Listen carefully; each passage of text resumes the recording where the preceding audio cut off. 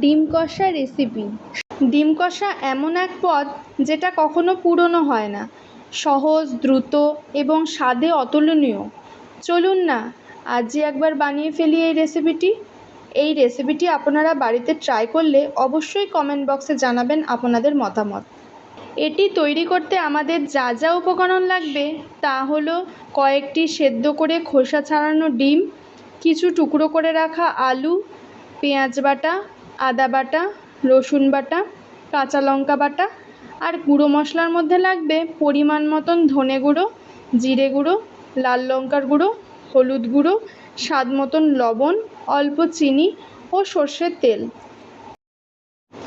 তারপর গ্যাসের flame on করে কড়াই বসিয়ে পরিমাণ মতন সর্ষের তেল দিয়ে তেল গরম হলে এক এক করে আলুর টুকরোগুলোকে দিয়ে তাতে নুন হলুদ মিশিয়ে ভালোভাবে নাড়াচাড়া করে ভেজে তুলে নিতে হবে।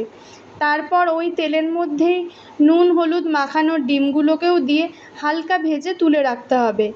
তারপর তেলে কালো জিরে ফোড়ন দিয়ে তাতে এক এক করে পেঁয়াজ বাটা, আদা বাটা, রসুন বাটা, কাঁচা লঙ্কা বাটা ও গুঁড়ো মশলাগুলো যেমন জিরে গুঁড়ো, ধনে গুঁড়ো, লাল লঙ্কার গুঁড়ো, হলুদ গুঁড়ো, স্বাদ মতন লবণ, চিনি এবং জল দিয়ে ভালোভাবে নাড়াচাড়া করে বেশ কিছুক্ষণ কষিয়ে নিতে হবে।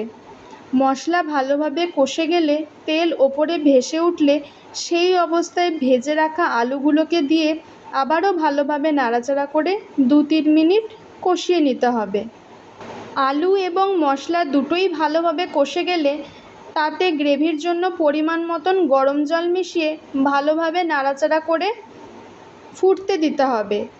গ্রেভিটি যখন ভালোভাবে ফুটে যাবে তখন তার মধ্যে ভেজে রাখা ডিমগুলোকেও দিয়ে আবারও নাড়াচাড়া করে কিছুক্ষণের জন্য ফুটিয়ে নিতে হবে।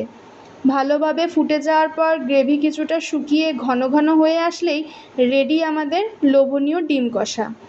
আমি এখানে রান্নাটির শেষে গরম মশলা ব্যবহার করিনি।